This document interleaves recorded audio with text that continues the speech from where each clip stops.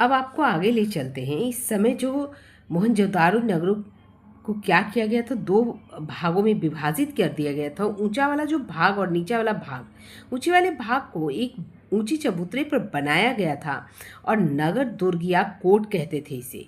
यह नगर का पश्चिमी भाग था, परंतु छोटा था। इसमें जन इमारतें, भंडार गृह, महत्वपूर्ण कार्यशालाएं और धार्मिक इमारतें थी। पूर्वी हिस्सा बड़ा था, लेकिन यह निचले इलाके में से था, इसलिए इसे निचला नगर कहा जाता था। नगर के इस निचले हिस्से में सामान्यतः घर और झुग्गियां थी। यह आकार में भिन्न थे, जो 2 कमरों के छोटे घर से बड़ी इमारतें तक थी। सभी घर पूरी तरह पक्की ईंटों के बने थे। छतें समतल और फूस की छप्पर की थी। बहुत से बड़े मकान 2 या अधिक मंजिलों वाले थे। यह दर्शाता है कि ईंट ऐसी बढ़िया बनी थी जो हजारों वर्षों तक सुरक्षित रह सकती थी। ईंट एक दूसरे से जुड़कर विशेष पैटर्न में लगी थी और दीवार को मजबूत बनाती थी। घरों के फर्श कच्चे या मिट्टी के बने थे। घरों में पक्का फर्श और आंगन, खिड़की, दरवाजे और संकरी सीढ़ियां थी।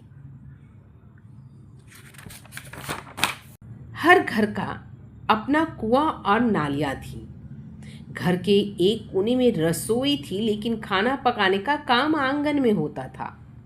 इस सभ्यता के कुछ नगरों में नगर दुर्ग में कई महत्वपूर्ण इमारतें थी। उदाहरण के लिए मोहनजोदारो में सबसे बड़ी इमारत भंडार गृह था।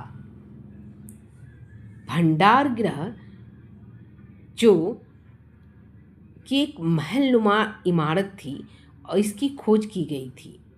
मोहनजोदारो में एक आयताकार दिखने वाली आकृति का एक तालाब जिसे इस क्षेत्र में बनाया गया, जिसे पुरातत्वविदों ने महान स्नानागार का नाम दिया था। इसे धार्मिक स्नान के लिए प्रयोग किया जाता था और यह स्नानागार 12 मीटर लंबा, 8 मीटर चौड़ा और 2.4 मीटर गहरा था। इस तालाब को बनाने में पकी हुई ईंट और प्लास्टर का इस्तेमाल किया गया था। इसमें पानी का रिसाव रोकने के लिए चारकोल की परत चढ़ाई गई थी तथा इसे भरने और खाली करने के लिए उत्कृष्ट नाली की व्यवस्था की गई थी। इसमें भरने के लिए पानी कुएं से निकाले जाते थे और जो कि पक्की ईंटों से बने थे।